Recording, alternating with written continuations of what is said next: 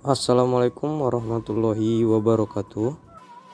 Perkenalkan, nama saya Ahmad Haji Hasibuan dari jurusan Pendidikan Bahasa Inggris, Fakultas Ilmu Tarbiyah dan Keguruan di Universitas Islam Negeri Sumatera Utara. Hai teman-teman, apa kabar semuanya? Semoga semua dalam keadaan sehat walafiat.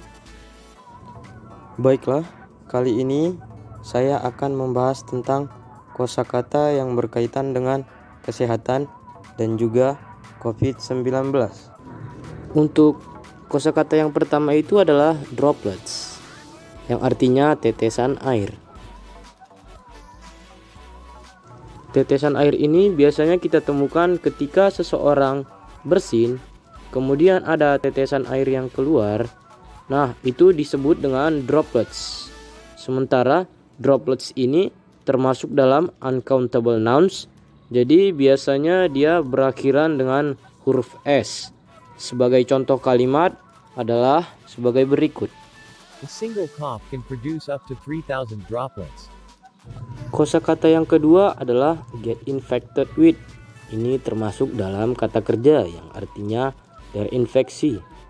Kalau infected sendiri tanpa get bisa menjadi adjektif atau kata sifat. Bisa juga merupakan bentuk ketiga atau verb 3 yang biasanya disebut past participle. Infected sendiri itu berasal dari kata infect yang berarti menulari. Sebagai contoh kalimatnya adalah sebagai berikut. Occasionally, people get infected with these virus which may then spread to other people. Untuk kosakata yang ketiga ini sangat familiar kita dengar, yaitu hand sanitizer, yang artinya pembersih tangan. Kemudian ada sinonimnya yaitu hand antiseptic dan juga hand rub. Untuk penulisan hand sanitizer ini biasanya digabungkan, tidak dipisahkan. Sebagai contoh kalimatnya ialah sebagai berikut. Alcohol-based hand sanitizer is more convenient compared to hand washing with soap and water in most situation in the healthcare setting. Kosakata yang keempat adalah virus, yang seperti yang kita ketahui, ini artinya adalah virus, dan ini termasuk dalam kata benda. Sebagai contoh kalimatnya ialah sebagai berikut. Antibiotics do not work against viruses, they only work on bacterial infection. Kosakata yang kelima adalah avoid contact with, yang artinya menghindari kontak dengan. Nah, ini termasuk dalam kata kerja. Sebagai contoh kalimatnya ialah sebagai berikut. It is recommended that individuals who travel to avoid contact with animals. Kosakata yang keenam adalah diagnose. Ini termasuk dalam kata kerja yang artinya mendiagnosis. Kemudian diagnosis ini termasuk dalam kata benda yang artinya diagnosis. Sebagai contoh kalimatnya adalah sebagai berikut.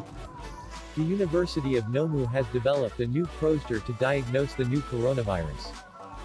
Kosakata yang ketujuh adalah isolate, yang berarti mengisolasi atau bisa juga mengisolasikan.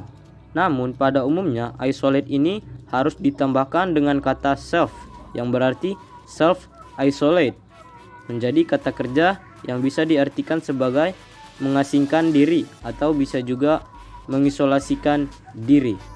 Sebagai contoh kalimatnya ialah sebagai berikut. You need to isolate yourself in your home or hotel if you have been in contact with a person sick with COVID-19 infection.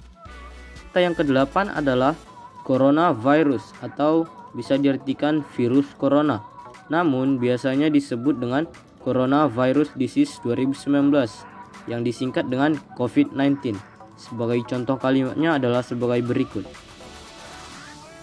The rise in the number of daily confirmed cases internationally has led the WHO to declare the spread of coronavirus a global pandemic. Yang kesembilan adalah disinfect, yang berarti membasmi kuman.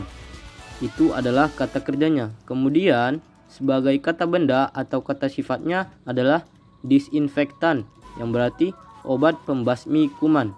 Sebagai contoh kalimatnya ialah sebagai berikut.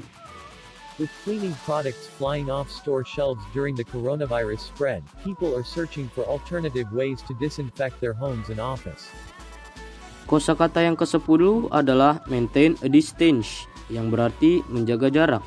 Bisa juga diartikan dengan social distancing atau pembatasan jarak. Namun belakangan ini disebut dengan physical distancing. Sebagai contoh kalimat adalah sebagai berikut. Try to maintain a distance of at least 6 feet from other. Sekian kosakata bahasa Inggris dalam kesehatan dan juga COVID-19. Terima kasih telah menonton tayangan ini dan semoga bermanfaat. Sampai jumpa di video-video berikutnya.